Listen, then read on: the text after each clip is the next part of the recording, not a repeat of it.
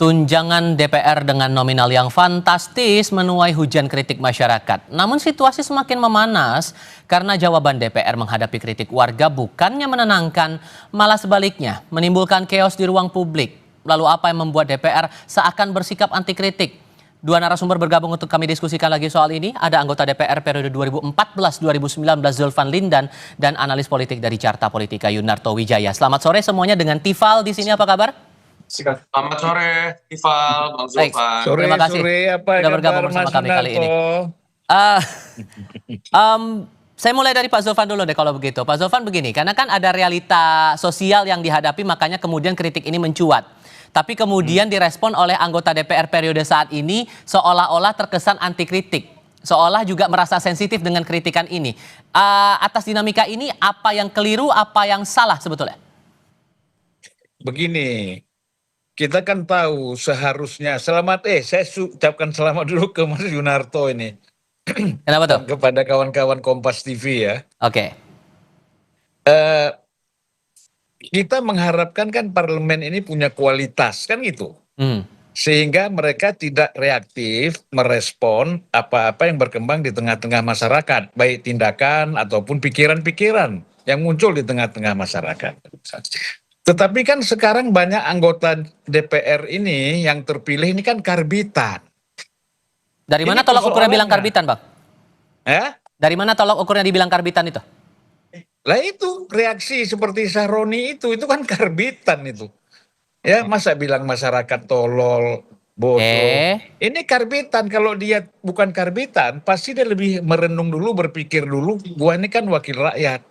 Sebagai wakil rakyat, saya harus bisa menangkap aspirasi mereka. Saya harus bisa menjawab persoalan-persoalan yang mereka hadapi. Ya kan, jangan reaktif seperti itu. Anggota DPR itu kan harus aktif, bukan reaktif, kan gitu. Bagaimana kalau seorang anggota DPR ini menanggapi secara reaktif seluruh apa yang dikritik oleh masyarakat terhadap DPR?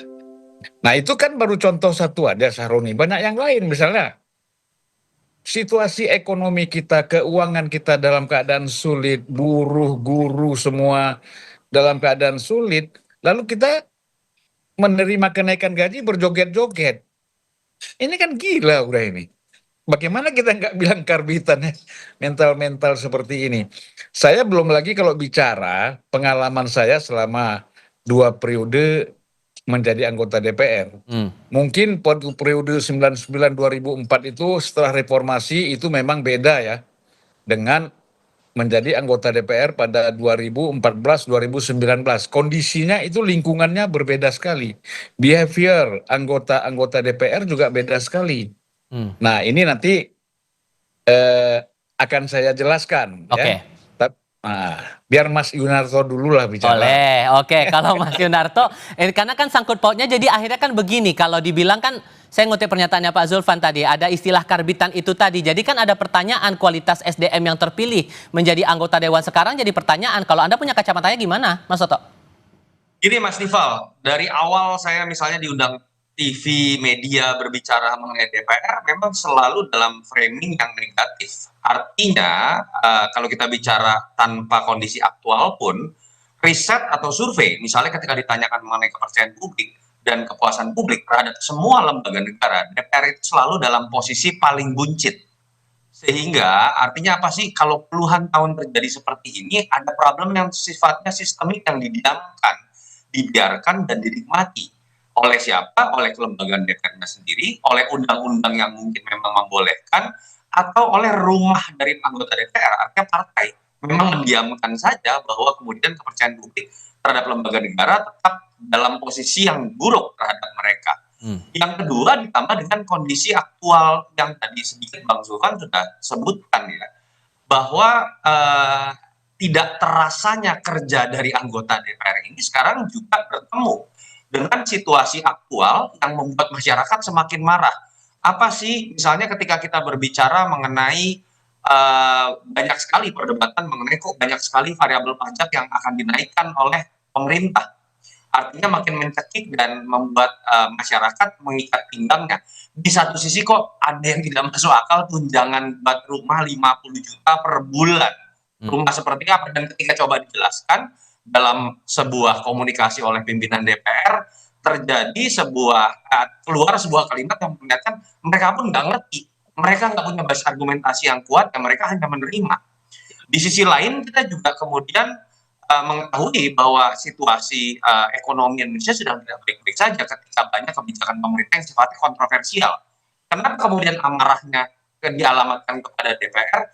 Karena memang dalam sistem bernegara yang benar, satu-satunya penyaluran yang bisa dilakukan oleh masyarakat ketika tidak puas, ketika keberatan, ketika putus asa dengan kebijakan pemerintah, ya DPR. Tapi kalau Nah, kemudian ada problemnya pandangan, adalah ada kritik terhadap DPR sendiri, kemudian DPR-nya reaktif, berarti apa yang salah kalau gitu? ya ini sebenarnya menunjukkan ya, anggota DPR memang nggak takut sama masyarakat. Kalau kita lihat misalnya bagaimana positioning seorang anggota DPR, memang ada masalah, ada problem yang mendasar, Mas Tifal. Pertama, kalau kita lihat DPR ini takutnya hanya kepada ketua umum. Kenapa? Yang bisa merecall, mengganti mereka kapanpun lewat PAW, itu adalah DPP partainya. Notabene adalah keinginan subjektif dari ketua umumnya. Masyarakat tidak punya saluran untuk kemudian bisa mempertanyakan pertanggungjawaban kinerja dari DPR. Ini juga problem sistemik, Oke. Mas Tifal ya. Hanya di Indonesia yang menganut sistem presidensial, tetapi partai itu bisa merecall anggotanya kapanpun sekendak hati dari partai. Di Amerika Serikat itu dilindungi oleh undang-undang dan konstitusi, tidak bisa. Di Filipina itu tidak bisa dilakukan kecuali terjadi pelanggaran berat. Di Indonesia kita tahu kapanpun mereka bisa diganti. Itu yang menyebabkan masyarakat itu ditempatkan oleh anggota DPR hanya ketika mereka berkampanye 5 tahun sekali. Oke. Ketika reses dilakukan pun, itu bukan dalam konteks mempertanggungjawabkan apa yang dikerjakan, enggak, mereka bagi-bagi. Nah, oke, Karena sorry saya tahan dulu di karena situ, Mas Toto. reses kerjasama dengan kementerian, masyarakat hanya dilihat sebagai objek. Aha. Dalam konteks itulah menurut saya memang selain kita harus memberikan penilaian dan kritik yang keras terhadap anggota-anggota DPR secara pribadi sesuai dengan kerjanya, tapi kita juga harus berani membongkar aturan dan sistem, termasuk kita kritik partai Dengan bagaimana hal-hal yang sistemik seperti ini dibiarkan terlalu lama. Dengan fakta seperti itu, Pak Zuldan, muncullah semacam candaan di netizen, kalau perlu bikin KPI barulah untuk jadi anggota DPR harus lulus minimal S2 kemudian TOEFL 500. Perlu KPI khusus lagi nggak nih kalau melihat faktanya untuk sekarang aja sudah seperti ini? Halo? Ya, Pak Zulfan. Ya, itu apa yang kata Mas Toto tadi, itu sudah pernah kita bicarakan agar anggota DPR itu mengenai kinerja itu dinilai oleh konstituennya. Gitu loh. Supaya apa? Konstituen itu bisa mengusulkan kepada pimpinan DPR atau lembaga tertentu yang dibentuk untuk melakukan PAW anggota DPR yang tidak bekerja, bukan karena ketua umum. Ketua umum kadang-kadang nggak mau tahu dengan kondisi anggotanya, masuk nggak masuk, ya tidak, artinya nggak bisa memantau keseluruhan karena laporan-laporan itu kan harus rutin dari praksi, dari macam-macam gitu. Kadang-kadang laporan-laporan itu nggak sampai. Atau kalau ketua umum memang happy dengan anggota itu, walaupun nggak bekerja, ya tetap ada dipertahankan. Nah, kalau gitu konkretnya menilai itu dari DPP harusnya dalam unsur penilaian yang kayak gimana, Bang? Biar juga terbuka juga ke publik begitu. Nah, udahlah, kita kan tahu anggota DPR yang terpilih tidak pernah datang waktu kampanye pun tidak pernah datang. Apalagi waktu dia sudah terpilih tidak pernah juga datang ke konstituennya. Mana pernah ditegur. Jadi proses awalnya ini memang ketua umum partai, pimpinan partai, elit partai ini memang sudah nggak benar gitu di dalam melakukan rekrutmen dan menentukan calon-calon anggota DPR, like and dislike. Itu persoalannya, tidak lagi dilihat ini orang berkualitas atau tidak, mampu bekerja atau tidak. Itu tidak pernah. Banyak sekali lah, saya pengalaman misalnya ya, waktu itu kita jalan ke Brazil, tugas ya kan dari DPR. Itu anggota DPR yang ngomong-ngomong tolol itu ikut bersama saya. Acara kita kan 5 hari, dia 1 hari udah pulang. Akhirnya saya sendiri menghadapi parlemen, menghadapi menteri pertanian ini. Itu dubesnya tak heran. Ini kok begini sih?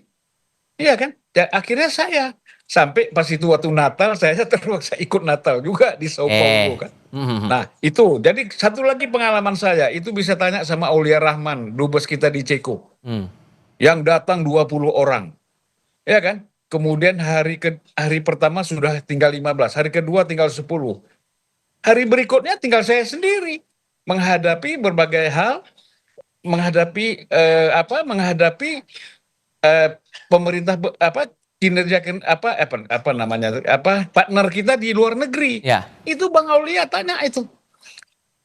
Dubes Brazil bisa ditanya dan dubes-dubes lain bisa ditanya.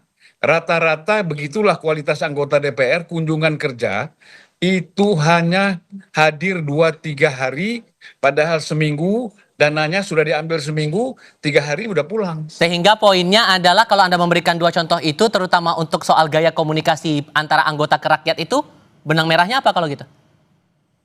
Ya harusnya kan pertama, tadi Mas Toto bilang mereka dapat anggota uang, kita kan dapat uang. Saya rasakan itu ketika saya anggota DPR dapat misalnya waktu reses, kita ada kunjungan daerah, ya, mengunjungi konstituen, kita dapat 200 juta misalnya. Kita komunikasi dengan dia, apa kekurangnya bangun jembatan, bukan disimpan uang itu masuk rekening kita. Gitu loh. Nah ini kan banyak anggota DPR waktu dia berkomunikasi dengan masyarakat, dia harus menangkap aspirasi masyarakat. Mereka nggak datang ke konstituen. Kalaupun datang ke daerah itu, kongko-kongko aja di hotel-hotel. Nanti pasang spanduk. Nah, seolah-olah mereka sudah ketemu rakyat, ya kan? Dialog segala macam. Tapi nggak lakukan. Nah, ini kan bisa ditanya.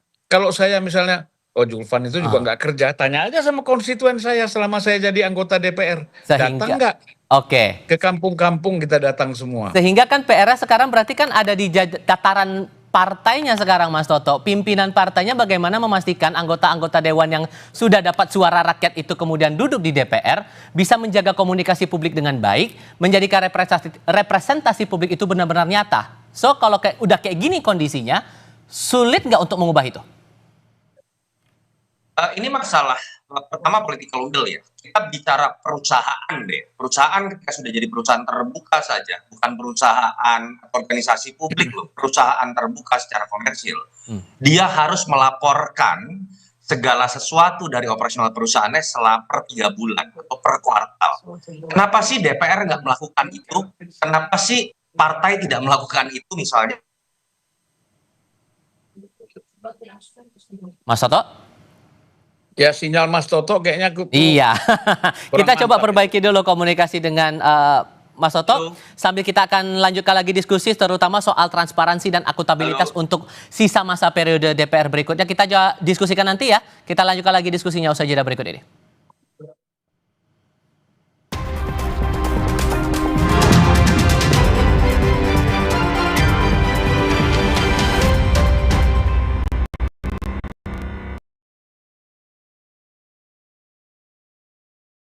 Pas aku coba Le Mineral, seger banget, nggak bikin enak sama sekali. Benar, karena Le Mineral dari pegunungan terpilih. Setiap tetesnya melewati lapisan batuan alami, membuat airnya lebih sehat, lebih segar. Kayak ada manis-manisnya. Le Mineral.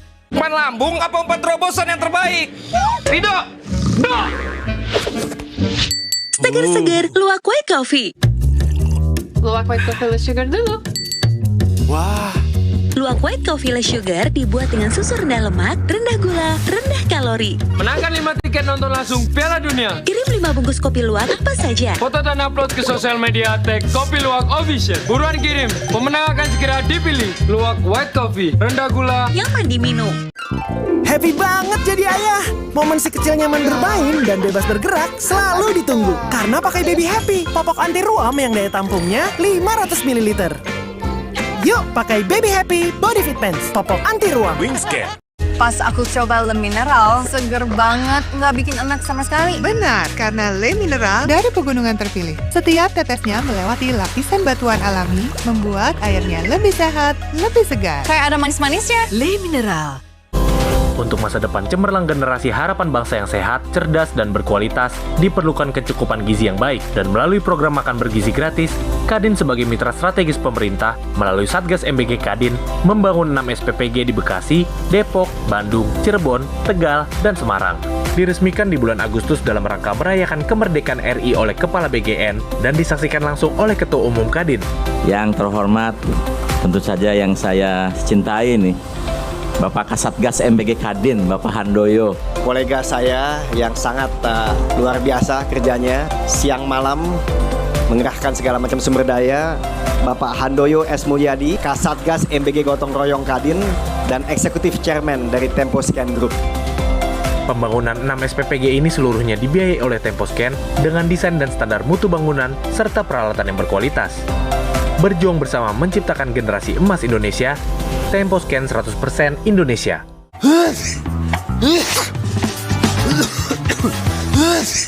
Minum dong Ultra Flu, flu dan batuk, meredakan demam, sakit kepala akibat flu dan batuk. Untung ada Ultra Flu, flu dan batuk reda, lega rasanya. Pas aku coba Le Mineral, seger banget, nggak bikin enak sama sekali. Benar, karena Le Mineral dari pegunungan terpilih. Setiap tetesnya melewati lapisan batuan alami, membuat airnya lebih sehat, lebih segar. Kayak ada manis-manisnya. Le Mineral. Aduh. Ambeien, minum Ambeven. Sehari 3 kali 2 kapsul dari ekstrak alami membantu meringankan gejala Ambeien. Atasi Ambeien dengan Ambeven. Diproduksi oleh Medicon.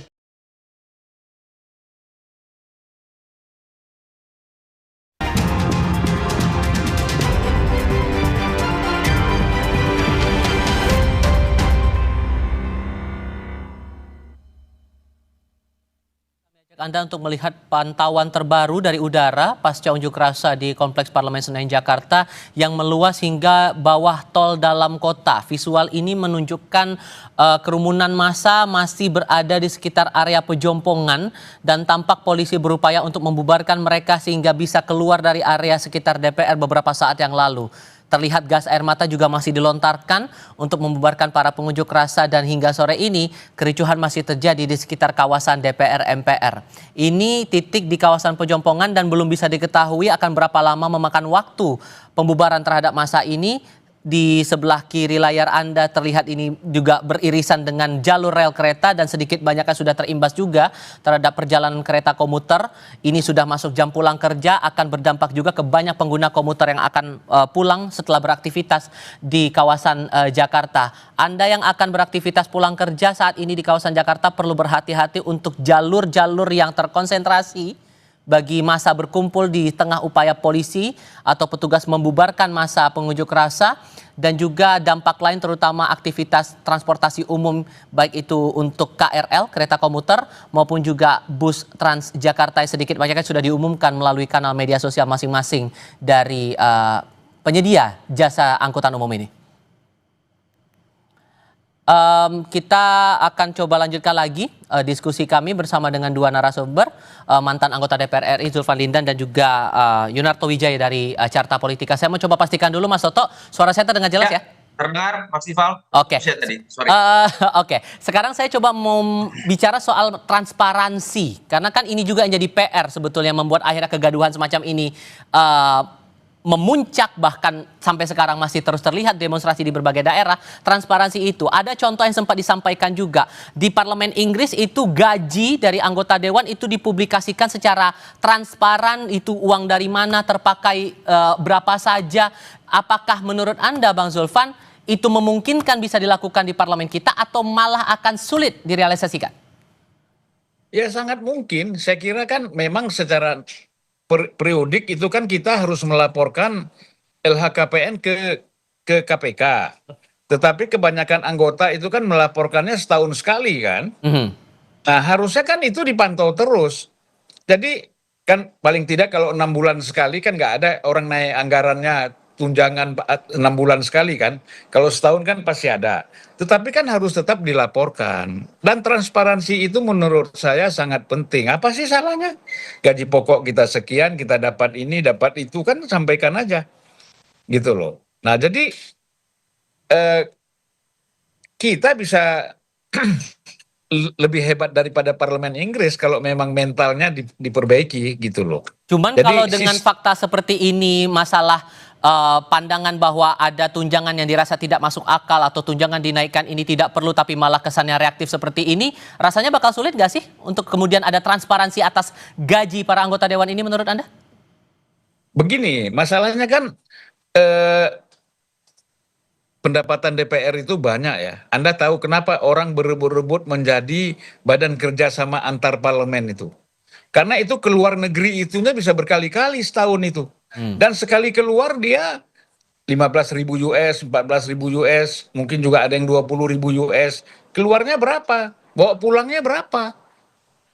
Nah, itu kan harus transparan juga. Tapi kan itu tidak pernah dipersoalkan oleh pimpinan partai, oleh institusi DPR-nya sendiri. Masyarakat nggak tahu itu. Gitu loh. Yang mereka kadang-kadang berangkat cuma sampai airport, kemudian bisa saja dikembalikan ya. Oke. Diurus oleh travelnya macam-macam. Pendapatan DPR itu banyak sekali. Oke. Ini 50 juta ini kan kalau kita bilang kan hanya yang termanifestasi di tengah-tengah masyarakat. Selain itu kan banyak. Nah, jadi menurut saya sebenarnya begini, persoalan kenaikan tunjangan ini berkaitan dengan kesulitan ekonomi masyarakat sekarang. Kok tega gitu loh. Ya. Kok tega sekali. Ya kan? Masyarakat dikenakan pajak, beras mahal, semua mahal. Terus BPJS-nya juga dipersoalkan, mau ditingkatkan.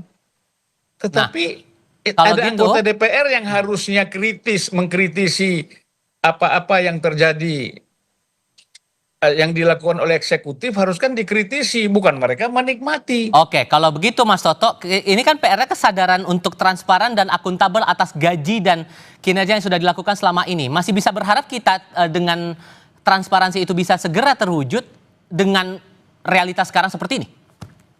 Mas Tifal, kalau memang niat, partai tinggal kemudian bukan meminta, menginstruksikan setiap anggota DPR punya website pribadi yang diantaranya harus berisikan pertanggungjawaban kinerjanya, pertanggungjawaban ketika menggunakan dana reses. Hanya sedikit sekali anggota DPR yang memiliki website yang memiliki kualifikasi seperti itu. Yang terjadi katanya kan dunia digital. Kita tahu hampir semua DPR punya yang namanya akun sosial media, tapi sebagian di antara kita tahu pamer mobil mewah dan lain-lain lah, saya nggak usah sebut nama. Kalau itu diinstruksikan saja oleh DPP, saya pikir kan akhirnya masyarakat punya sebuah tools yang bisa kemudian mereka nilai, konstituen bisa punya tools untuk membuat mereka bisa menilai. Problemnya agak sulit kita berharap dari political will dari partai. Kelembagaan DPR sendiri kita tahu setiap tahunnya itu tidak pernah transparan seutuhnya, misalnya terhadap fungsi legislasi. Berapa banyak yang dari draft akademik, lalu kemudian risalah itu dibuka. Itu hampir tidak pernah memenuhi dari jumlah yang mereka sahkan. Termasuk kalau DPP kemudian misalnya bisa membuat laporan per 3 bulan, per kuartal layaknya perusahaan terbuka, bisa perlihatkan kan bagaimana kinerja anggota DPR dari hal yang paling kuantitatif deh. Absensi seperti apa.